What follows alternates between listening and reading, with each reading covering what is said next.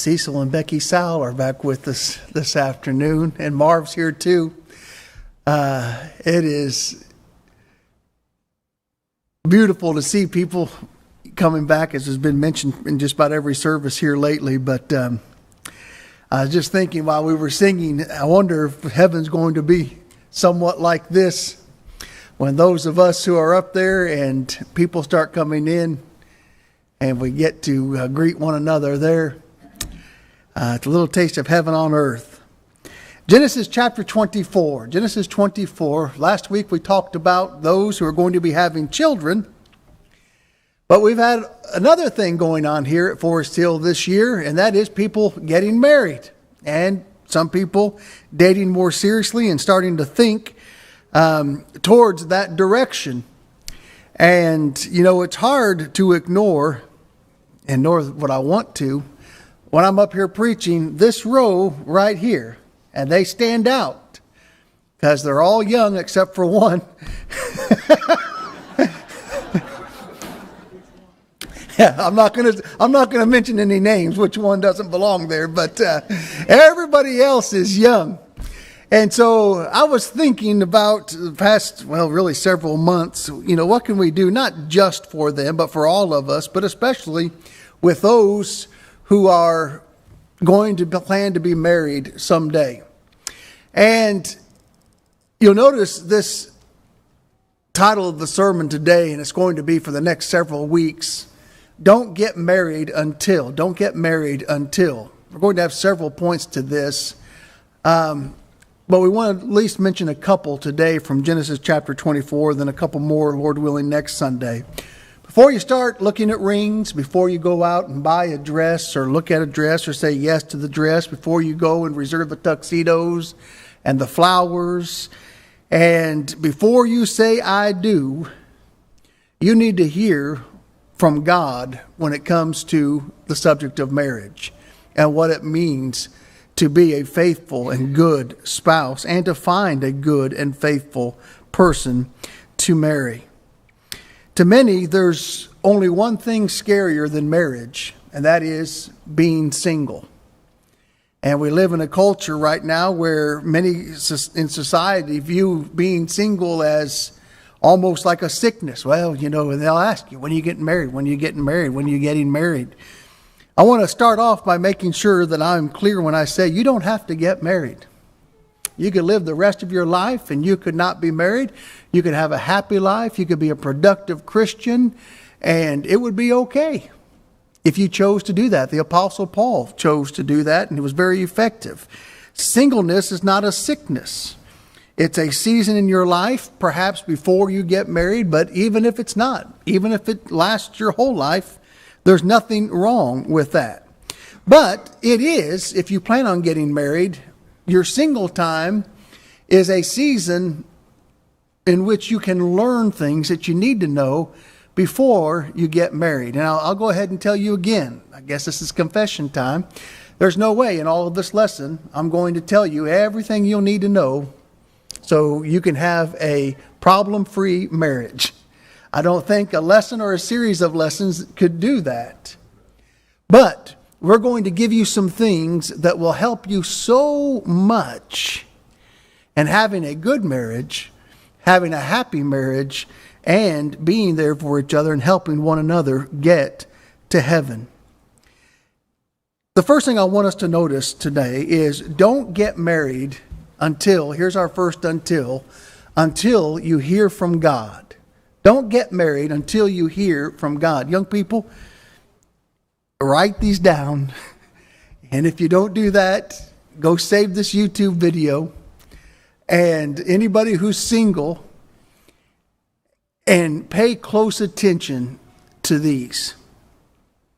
In Genesis chapter 24, we see that God was considered in selecting this bride. Go ahead and let's just turn there. Let me just read the first 8 verses, and then we'll make a point, from this. Now Abraham was old, well advanced in age, and the Lord had blessed Abraham in all things. So Abraham said to the oldest servant of his house, who ruled over all that he had, "Please put your hand under my thigh." That was a way to take an oath and make an oath at that time. "And I will make you swear by the Lord, the God of heaven and the God of the earth, that you will not take a wife from my son, from the daughters of the Canaanites among whom I dwell.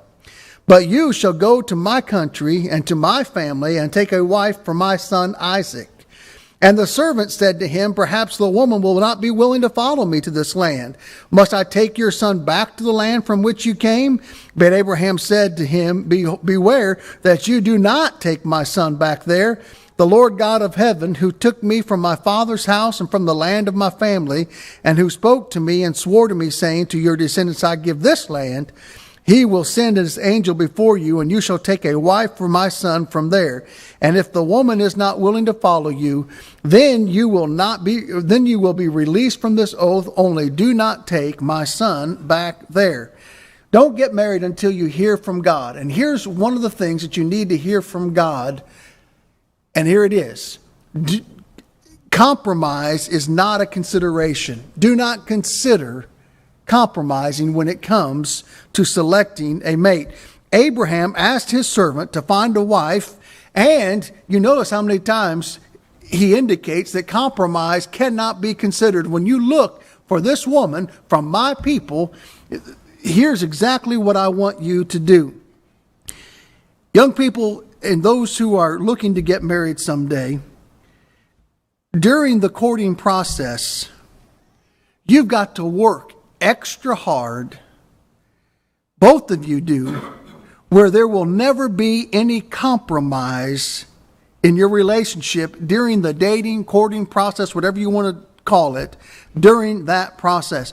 You're looking for a mate out of conviction and not compromise. Look for a mate that will have conviction and not compromise. And when you begin to compromise, then that would be an indication that God is not in that relationship. If you believe that God works in your life today, like I do, this would include your dating process, not just the marriage part, but even your dating process. And if God is involved in your dating process and in your marriage, you don't have to compromise. If both boy and girl are committed not to compromise, then God will be involved. If you have problems in the courting process, the problem of compromise, those problems don't go away just because you say "I do." And every married person in here knows what I'm speaking is the truth. Well, you know, this person here, she's, 80% good, 20% bad, but when we get married, I'll work on her, change her, and then she'll be 100% good and won't be any bad. Those who are married, who have been married, is that how it works? She may be looking at him, well, you know what? He's a bad boy now, but I see he's got some good in his heart. He's 50% good, 50% evil. I'll get him now, and I'll change him when I get married to him. It's not how it works. It usually goes the opposite way. And here's the thing. If we think, well, you know what? He's 80% good, or she's 80% good. She's 80% righteous. She's 80% convicted. Yes, she compromises 20%, but I can live with that 80%. You can live with it during the dating process, but wait till you get married. That thing that bugs you or is sinful during the dating process, you think, well, I can just deal with that when we get married. Oh, 50 years later, you're going to be still dealing with that. Do you want to deal with that for 50 years? Or is it better not to compromise at all? There was a couple that had been married for several years. This is not here, this is someplace else. But she came to me and she was really upset because her husband, who had been attending, was drinking more and more and more. And he was supposedly a Christian. And so I asked her, this question. Did he drink when you got married? Before you got married? And she said, yes, but he promised me that one day he would stop.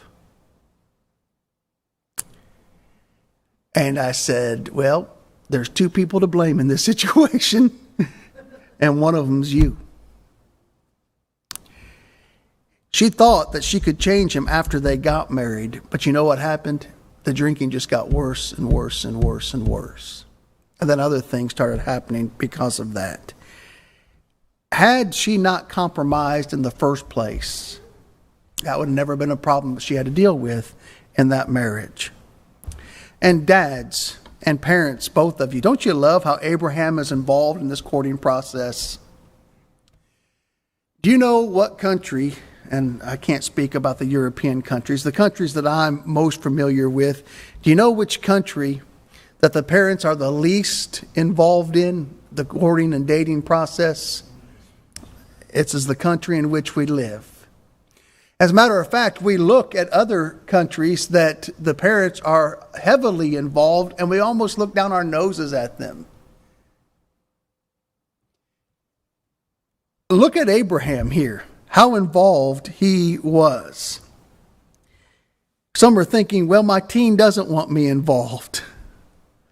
Your teenager doesn't want you involved just about in anything in their life, oftentimes. And so, of course, they're going to balk sometimes. They might balk. Not good teens, not teenagers that really want to do right. But why is it that with our young people, with our children, that there's certain things that we will be involved in, and then other things that we think, well, that's not my place to be involved in that. If it has to do with school, okay, I can be involved in that. If it has to do with their grades, I can be involved in that. If it comes to their sporting activities, I can be involved in that. That's what a good dad does. That's what a good mom does. They're involved in those kinds of things. But when it comes to the most important things, it seems that parents often say, well, I can't be involved in that. That's their choice. And I understand, ultimately, it is. Because your child's going to grow up and leave your house and they can marry whoever they want. However, you need to be as involved as you possibly can be without taking over the situation. Because our teenagers, our young people, oftentimes don't have the best ideas in life. Does that surprise you?